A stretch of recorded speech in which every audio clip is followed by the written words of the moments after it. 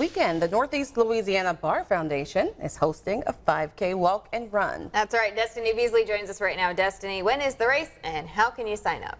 Good morning, Jasmine and Jessica. The 5K race is this Saturday at Forsyth Park starting at 8 a.m.